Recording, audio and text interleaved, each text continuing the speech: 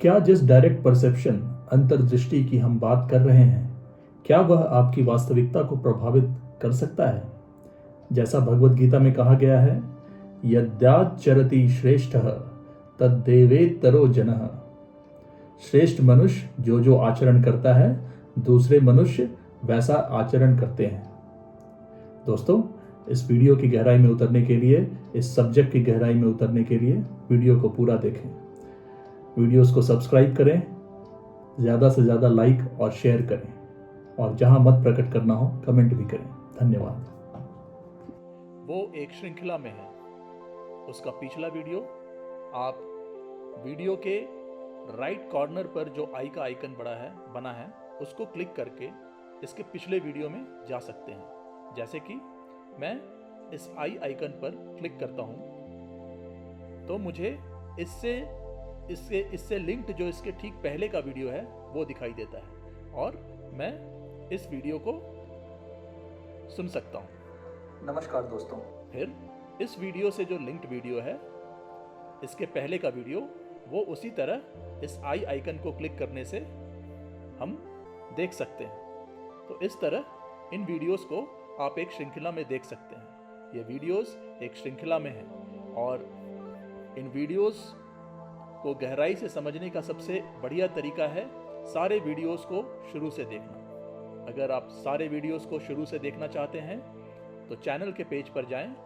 Channel का नाम है जिद्दू कृष्णमूर्ति विजडम अद्वैत वेदांत। यहाँ पर क्लिक करें और आप चैनल के पेज पर चले जाएंगे। चैनल के पेज पर आप स्क्रॉल डाउन करें और पहले वीडियो से शुरुआत करें। वीडियोस को पूरा देखें, वीडियोस को पूरी तरह समझने के लिए, और इस यात्रा में सब्सक्राइब, लाइक और शेयर करके सहयोग करें। धन्यवाद। नमस्कार दोस्तों, अभी तक के वीडियोस में हमने देखा है थॉट के मैकेनिकल नेचर को और कैसे शुद्ध दृष्टि, डायरेक्ट परसेप्शन, धारणा हमने अलग अलग ढंग से समझना चाहा। ये जो परसेप्शन है और ये जो दृष्टि है, ये किस प्रकार थॉट के मैकेनिकल नेचर को पूरी तरह समझ सकती है। और जब थॉट का मैकेनिकल नेचर एक्सपोज हो जाता है तो थॉट का स्ट्रक्चर का कोलैप्स होना स्वाभाविक है। हमने इन बातों पर बात की थी। अब दोस्तों, इसके व्यवहारिक पक्ष को समझने के लिए हम देखेंगे कि ये जो डायरेक्ट परसेप्शन है और ये जो अंतर्दृष्टि है, ये माया की दुनिया में या रियलिटी के दुनिया में जो हमारा जीवन है उसमें किस प्रकार मैनिफेस्ट कर सकती है, किस प्रकार एक्ट कर सकती है। तो दोस्तों, यहाँ पर हम जो उदाहरण लेंगे उसमें हमें ये सावधानी ज़रूर रखनी चाहिए कि ये जो उदाहरण है ये इस नोशन को एक्सप्रेस करने के लिए है कि जब किसी एक चीज़ की भी अगर परसेप्शन टोटल हो, भले ही वो फ्रैगमेंटेड हो, तो भी जो हमारी रियलिटी की दुनिया है उसमें कितना फ़र्क पड़ सकता है। तो अगर पूरे के पूरे थॉट के स्ट्रक्चर को ही परसीव करने की क्षमता हो या उसकी तरफ दृष्टि हो, तो हम समझ सकते हैं कि वो तो एक एवोल्यूशन की तरह होगा। तो दोस्तों, यहां पे मैं शुरुआत करना चाहूंगा श्वेताश्वतर उपनिषद से। इसमें इस नोशन को इस श्लोक में समझाया गया है, यथा पश्यति कश्चिदेव मिदम जगत सर्वम। जिसे संपूर्ण दृष्टि प्राप्त होती है वही इस जगत को यथावत देख सकता है। अभी हम देखते हैं कि इस श्लोक में जो दृष्टि को लेकर बात कही जा रही है, यह दृष्टि भौतिक आंखों से देखने तक सीमित नहीं है, वहां तक सीमित नहीं है जो हम अपने भौतिक आंखों से देख रहे हैं, लेकिन इसे गहरे मानसिक और आत्मिक दृष्टिकोण का नोशन है। इधर ये श्लोक में हमें क्या बताया जा रहा है? हमें बताया जा रहा है कि हमारा अनुभव या वास्तविकता उस दृष्टि पर निर्भर करती है जो हमारे मन में है, जो हमारी अंतर्दृष्टि है। अगर हम किसी चीज को कंप्लीटनेस में, पूर्णता में समझने और देख पाने की क्षमता रखते हैं तो हम उस चीज को वैसा ही देखेंगे जैसा वह है। यह चीज हमारे संबंधों में भी लागू होगी। हो सकता है कि हमारे संबंध, हमारे मित्र हो, हमारे परिवार हो, हमारा प्रोफेशनल रिलेशनशिप हो, लेकिन उन रिलेशनशिप्स में अगर हम थॉट का आवरण ले आए कि अगर किसी स्थिति की वजह से, किसी चीज़ की वजह से जिनसे भी मेरा इंटरेक्शन है, संबंध है, उन्होंने मुझसे अच्छा व्यवहार नहीं किया, तो ऐसा नहीं है कि वो थॉट को मैं अपने ऊपर हावी होने देता हूँ, क्योंकि मुझे पता है कि मैकेनिकली वो थॉट प्रकट हुआ है। मैं अगली बार जब उससे मिलता हूँ, अगली बार जब मैं उस व्यक्ति से इंटरेक्ट करता हूँ जिसने शायद मुझे अच्छे से व्यवहार नहीं किया, उसे मैं फिर एक नए पर्सपेक्टिव से देखूंगा, उसे मैं एक नए नजरिए से देखूंगा। ऐसा नहीं है कि अपने पुराना बैगेज लेकर मैं उससे मिलूंगा। तो परसेप्शन किस तरह से हमारे पर्सनल रिलेशन को, हर तरह के रिलेशन को प्रभावित कर सकती है, इसका यहाँ पर हमें इस चीज को हम समझ सकते हैं इस श्लोक के माध्यम से। जब हम किसी चीज को संपूर्ण दृष्टि से देखते हैं, टोटलिटी में देखते हैं, तो न केवल उसके बाहरी रूप में बल्कि उसकी गहराई में उसको समझ सकते हैं। तो अगर हमारे पर्सनल रिलेशंस को भी हम ले लें, जिनसे भी हमारा इंटरेक्शन है, तो जरूरी नहीं कि हमारा जो इंटरेक्शन है उसी बेसिस पर हम अपने संबंध बनाएं। हो सकता है कि सामने वाली व्यक्ति के जो एक्शंस है उसको क्या प्रभावित करता है, उसको क्या चीज़ें अच्छी लगती है, क्या चीज़ें बुरी लगती हैं, और क्या करने पर वो वैसा एक्ट करेगा जैसा ज़रूरत है। ये पूरी चीज़ हम परसेप्शन से समझ सकते हैं। तो हम ऐसी स्थिति का निर्माण कर सकते हैं अपने इर्द गिर्द कि जो भी इंटरेक्शन हो हमारा, वो इंटरेक्शन बहुत ही फ्लूइड हो, बहुत ही आसानी से हो जाए। और ये तभी हो पाएगा जब हम ये परसेप्शन टोटली कर पाएंगे, संपूर्णता में अपने संबंधों को परसीव कर पाएंगे। और दोस्तों, ये उदाहरण तो हम हमारे दृष्टिकोण से दे रहे हैं, लेकिन ये उदाहरण हम ऐसे तो कई उदाहरण हमारे इतिहास में हमें मिलते हैं। अब जब गुलामी का समय था, तो उस समय सत्याग्रह जैसे चीज के बारे में सोचना ये कोई साधारण बात नहीं थी कि आप गवर्नमेंट से कोऑपरेट ही नहीं करें। तो जो महात्मा गांधी थे, उन्होंने जो ये टूल्स दिए, tools of freedom, tools of protest, जिसमें आप हिंसा नहीं कर रहे, आप पुलिस स्टेशन नहीं जला रहे, सरकारी चीज़ों को तोड़ फोड़ नहीं कर रहे, आप बस सरकार से कोऑपरेट नहीं कर रहे। क्यों? क्योंकि सरकार आपकी बात नहीं सुन रही। तो ये उस समय का कितना इनोवेटिव तरीका था, और ये उस परसेप्शन का नतीजा था जो गांधी जी को शायद हुआ रहेगा जब उन्हें ट्रेन से उतार दिया गया उसके रंग की वजह से, उनके रंग की वजह से। तब उन्होंने देखा रहेगा कि शायद ये जो रेसिज्म है, उस समय की जो रेसिज्म थी, या उस समय जो कोलोनाइजेशन की जो पूरी एनवायरनमेंट थी, उसमें सरकार ही वैसी थी जो इन चीज़ों को संरक्षित करती थी। एक्सप्लॉयटेशन को, रेसिज्म को संरक्षित करने वाली सरकारें थी। और सरकारों से तो आप किसी तरह से युद्ध कर नहीं सकते, क्योंकि वो साधन आपके पास नहीं होते। तो इस परसेप्शन से उन्होंने क्या सत्याग्रह का टूल निकाला। और यही ऐसे ही उदाहरण हमें और कई उदाहरण मिलेंगे।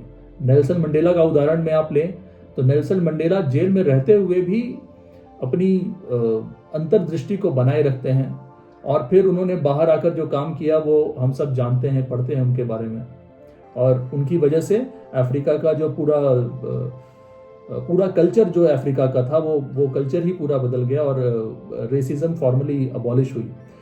तो दोस्तों, ये अंतर्दृष्टि अगर ये फ्रैगमेंट्स में भी हो, तो भी वो कैसी चमत्कारी या मिराकुलस सिचुएशंस पैदा कर सकती है हमारी रियलिटी की दुनिया में, वो इन सब का उदाहरण है। दोस्तों, इस तरह का जो परसेप्शन है, इसके उदाहरण हमें पौराणिक कथाओं में भी मिलते हैं। जो एकलव्य का जो कथा है, गुरु द्रोणाचार्य और एकलव्य की कथा, इसके बारे में इसकी जो कथा है, वो भी कहीं ना कहीं इस परसेप्शन की ओर इंगित करता है। तो गुरु द्रोणाचार्य उस समय के जो हस्तिनापुर के राजा थे, उनके टीचर थे, शिक्षक थे राजपुत्रों के। तो वो सिर्फ राजपुत्रों को शिक्षा देना उनका काम था। तो वो कौरव और पांडव जो राजपुत्र थे, जिनको सिंहासन ग्रहण करना था राजा के बाद, उनको वो धनुर्विद्या सिखाते थे। और हम सब जानते हैं कि उन्होंने अर्जुन को सर्वश्रेष्ठ धनुर्धर डिक्लेयर कर रखा था। और उसी समय जब वो धनुर्विद्या सिखाते थे पांडवों को, कौरवों को, तो उसी समय वन में एकलव्य नाम का एक निषाद पुत्र था। वो भी आर्चरी, धनुर्विद्या सीखने की बहुत तीव्र इच्छा थी उसमें। और ये जो उस समय, जैसे कि हम जानते हैं कि जातीय व्यवस्था जो काफी जटिल थी, आपका जो आपकी जाति में जो काम होता है वही काम आपको करना होता था। तो निषाद जाति की होने की वजह से धनुर्विद्या सीखना एकलव्य को अलाउड नहीं था। एकलव्य ने जब ये शिक्षा, धनुर्विद्या की शिक्षा मांगी, तो द्रोणाचार्य ने उसे यह कहकर मना कर दिया कि यह केवल, ये जो धनुर्विद्या है, आर्चरी है, ये क्षत्रियों का काम है, ये तुम्हारा काम नहीं है। लेकिन एकलव्य में वो जो सीखने की ललक थी, वो जो धनुर्विद्या को ग्रहण करने की जो ललक थी, जिसे हम वो अंतर्दृष्टि कह सकते हैं कि मुझे ये सीखना ही है। एकलव्य ने अपने मन में ठान लिया कि चाहे जो भी हो वह धनुर्विद्या अवश्य सीखेगा। उसने मिट्टी से द्रोणाचार्य की एक मूर्ति बनाई और मन ही मन उसने द्रोणाचार्य को अपना गुरु मान लिया। आप सोचिए दोस्तों, ये तो लगभग अपमान की तरह है। अगर मैं गुरु के पास जाता हूँ सीखने के लिए और गुरु मुझे यह कहकर नकार देता है कि आप इसके लिए योग्य नहीं हो, क्योंकि आपका जन्म एक विशेष जाति में हुआ है, तो आप इसके योग्य नहीं हो। ये सुनने में ही कितना अपमानजनक है। लेकिन एकलव्य ने इसे अपमान की तरह नहीं लिया। उसने फिर भी द्रोणाचार्य को अपना गुरु मान लिया था और उन्होंने उस मिट्टी के पुतलों से अपनी धनुर्विद्या की सीख शुरू कर दी। दोस्तों, इस तरह की चीजें नहीं आ सकती अगर वो अंतर्दृष्टि ना हो, वो परसेप्शन ना हो किसी एक चीज के भी प्रति। अभी हम यहाँ पे क्या देख रहे हैं? एकलव्य की जो ललक थी धनुर्विद्या को सीखने की, उसकी बात हम देख रहे हैं कि उसका जो ललक था वो परसेप्शन था। वो परसेप्शन हम क्यों कह रहे हैं कि अगर वो अपने विचारों के घेराव में होता तो गुरु ने अपमान किया और उसे उसी समय छोड़ देना था कि भाई ये कैसी दुनिया है, ये दुनिया जो काबिलियत नहीं देखती, सिर्फ राजपुत्रों की दुनिया है, तो चलो मैं छोड़ देता हूँ धनुर्विद्या। लेकिन उसने ऐसा नहीं किया। उसने विचारों को बीच में नहीं आने दिया। और ये जो अंतर्दृष्टि है, डायरेक्ट परसेप्शन है, ये यही काम करती है।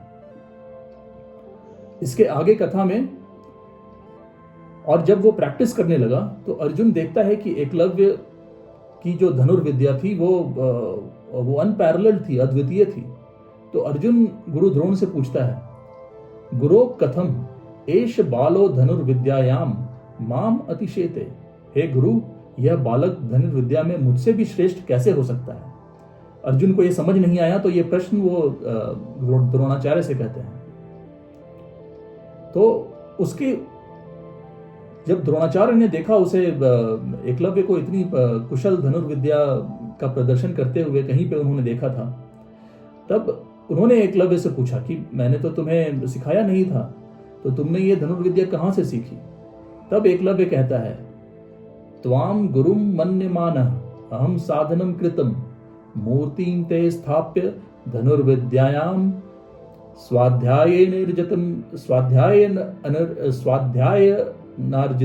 महत्। मैंने आपको गुरु मानकर आपकी मूर्ति स्थापित कर धनुर्विद्या का अभ्यास किया। और ये सुनकर हम सब जानते हैं दोस्तों कि गुरु द्रोणाचार्य ने क्या किया। गुरु द्रोणाचार्य जानते थे कि अगर ये बालक बड़ा हुआ तो ये अर्जुन से बड़ा धनुर्धर निकलेगा। तो उन्होंने उससे उनका अंगूठा ले लिया।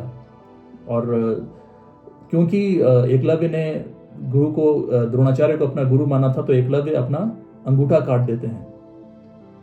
तो दोस्तों, इन चीजों को पॉलिटिकली देखना कन्वीनियंट है। हम पॉलिटिकली भी देख सकते हैं चीजों को कि समाज ऐसा था वैसा था, और इस चीजों को लेकर कई तरह की बातें भी बताई जाती हैं। लेकिन जो देखने की बात है वो ये है कि ये जो अंतर्दृष्टि और ये जो समर्पण है, ये हमारे ग्रंथों में कहीं भी किसी एक जाति विशेष के लिए नहीं निर्धारित था या सीमित था।